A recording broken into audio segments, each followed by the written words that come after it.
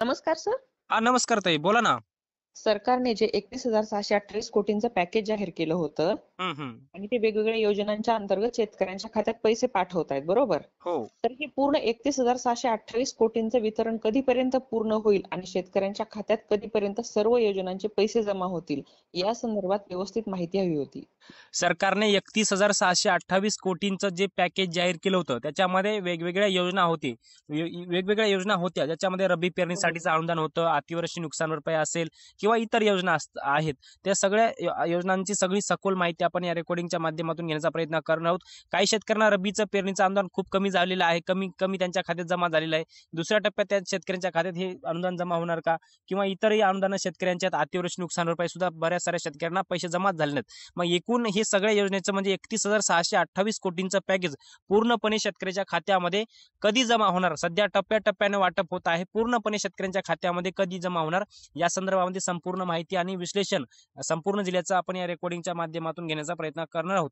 तर आपण सर्वप्रथम रब्बी पेरणीसाठीच्या आंदोलनासंदर्भामध्ये चर्चा करूयात, ज्याच्यामध्ये राज्य सरकारने रब्बी पेरणीसाठी 31,628 कोटी पैकी रब्बी पेरणीसाठी 11,000 कोटी रुपये मंजूर केलेले आहेत. ज्याच्यामध्ये सर्वाधिक निधी मराठवाड्यातील जिल्ह्यातील शेतकऱ्यांना आहे.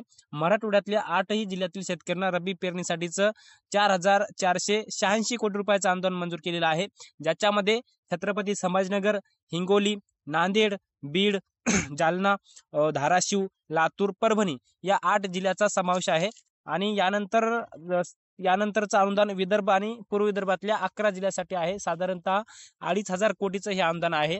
ज्याच्यामध्ये यवतमाळ, बुलढाणा, अमरावती, अकोला, वाशिम, नागपूर, भंडारा, गोंदिया, चंद्रपूर, गडचिरोली असेल, पुणे, कोल्हापूर, सांगली असेल, सोलापूर, वर्धा या 11 जिल्ह्यातील शेतकऱ्यांना हे अनुदान मंजूर केलेलं आहे. आणि एकंदरीत हे सगळं अनुदान जे आहे शेतकऱ्यांच्या खात्यामध्ये वाटपाची प्रक्रिया सुरू झालेली आहे.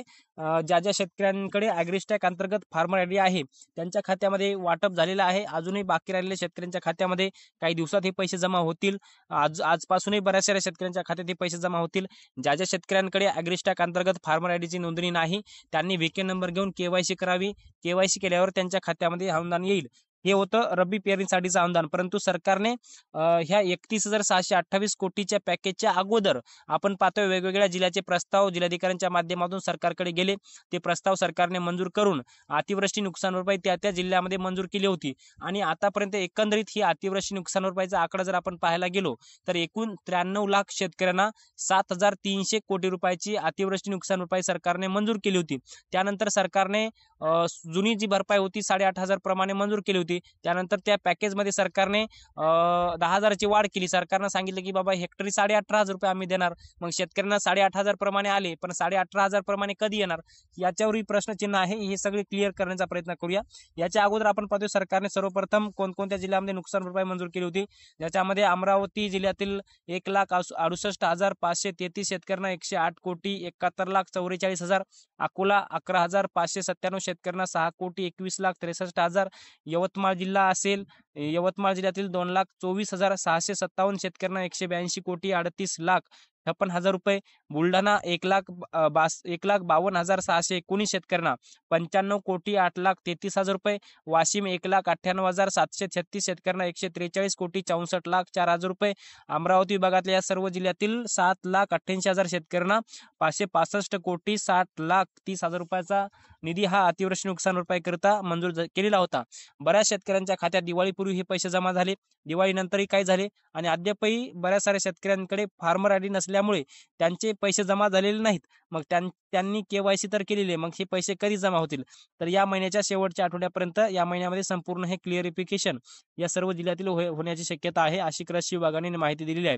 त्यानंतर पाहतोय छत्रपती संभाजीनगर विभागातला हिंगोली, बीड, लातूर, धाराशिव या सर्व जिल्ह्यातील शेतकऱ्यांना सुद्धा ही नुकसान भरपाई मंजूर झालेली आहे. याच्यामध्ये पाहतोय 3,04,829 या हिंगोली जिल्ह्यातील शेतकऱ्यांना 231 कोटी 27,92,000 रुपयाचा निधी मंजूर केलेला आहे. आणि हा निधी पूर्णपणे शेतकऱ्यांच्या खात्यामध्ये वाटप झालेला आहे. त्यानंतर आपण बघतोय बीड जिल्ह्यातील 1,14,773 शेतकऱ्यांना 56 कोटी 73,90,000 रुपये, लातूर जिल्ह्यातील 3,80,511 शेतकऱ्यांना 244 कोटी 35,37,000 रुपये, धाराशिव जिल्ह्यातल्या 34,955 शेतकऱ्यांना 189,60,67,000 रुपये आणि छत्रपती संभाजीनगर विभागातील या 10,35,068 शेतकऱ्यांना 727,21,97,86,86,000 रुपयाचा निधी मंजूर केलेला आहे. आणि सुरुवातीचा जो प्रस्ताव होता एकूण 19,22,909 शेतकऱ्यांना 1,339,40,25,000 रुपयाचा निधी सरकारने मंजूर केलेला होता. आणि याचं बऱ्याच साऱ्या शेतकऱ्यांना वितरण झालेलं आहे. भरपूर शेतकऱ्यांच्या खात्यामध्ये हा निधी जमा सुद्धा झालेला आहे.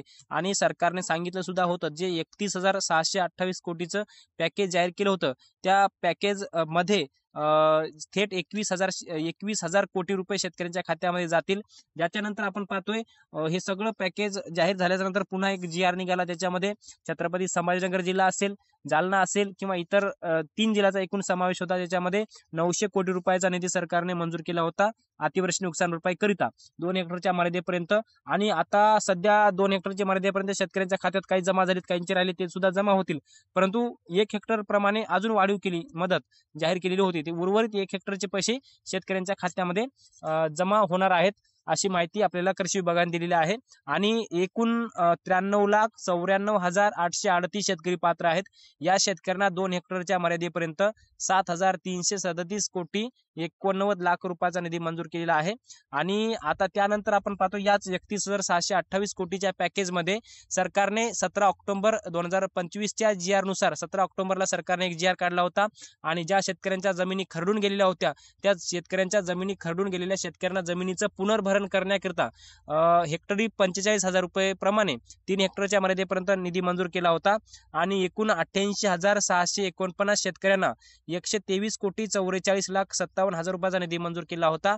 ज्याच्यामध्ये धाराशिव जिल्ह्यातल्या 33,263 शेतकऱ्यांना 40,48,03,000 रुपये, लातूर जिल्ह्यातल्या 29,887 शेतकऱ्यांना 43,60,68,000 रुपये, नांदेड जिल्ह्यातल्या 18,124 शेतकऱ्यांना 22,65,94,000 रुपये आणि एकूण छत्रपती संभाजीनगर विभागातल्या 81,274 शेतकऱ्यांना 106,74,65,000 रुपये निधी मंजूर केलेला आहे. त्यानंतर सातारा 26 शेतकऱ्यांना 1,35,000, सांगली 30 शेतकऱ्यांना 2,87,000, पुणे 168 शेतकऱ्यांना 18,75,000 रुपये आणि एकूण पुणे विभागातल्या 224 शेतकऱ्यांना 22,97,000 रुपयाचा निधी हा मंजूर केलेला आहे. त्यानंतर बुलढाणा जिल्ह्यातील 3,332 शेतकऱ्यांना 9,99,00,000 रुपये, वाशिम 394 शेतकऱ्यांना 35,86,000 रुपये, अकोला 3 शेतकऱ्यांना 68,000 रुपये आणि एकूण अमरावती विभागातल्या या शेतकऱ्यांना हा निधी मंजूर केलेला अमरावती विभागातल्या या शेतकऱ्यांना निधी मंजूर केलेला आहे. यानंतर यवतमाळ जिल्ह्यातल्या 1,465 शेतकऱ्यांना 1,95,00,000 रुपये आणि एकंदरीत अमरावती विभागातल्या शेतकऱ्यांना एकूण 5,194 शेतकऱ्यांना 12,31,00,000 रुपये. त्यानंतर जळगाव 1,714 शेतकऱ्यांना 3,75,69,000 रुपये. त्यानंतर नागपूर विभागातल्या नागपूर जिल्ह्यातील 14 शेतकऱ्यांना 1,88,000, वर्धा 18 शेतकऱ्यांना 1,96,000, चंद्रपूर 164 शेतकऱ्यांना 30,83,000.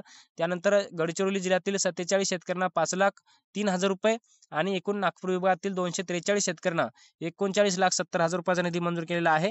आणि अशा प्रकारे हा जो निधी आहे सरकारने ज्या शेतकऱ्यांच्या जमिनी खरडून गेलेल्या होत्या त्या शेतकऱ्यांना हा निधी मंजूर झालेला आहे. आणि याचं वितरण सुद्धा बऱ्याच साऱ्या शेतकऱ्यांच्या खात्यामध्ये जमा झालेला आहे आणि उर्वरित शेतकऱ्यांच्या खात्यामध्ये पुढच्या काही दिवसामध्ये जमा होईल अशी माहिती सरकारने दिलेली आहे. अगदीच सविस्तर माहिती दिल्याबद्दल धन्यवाद सर. नक्कीच धन्यवाद.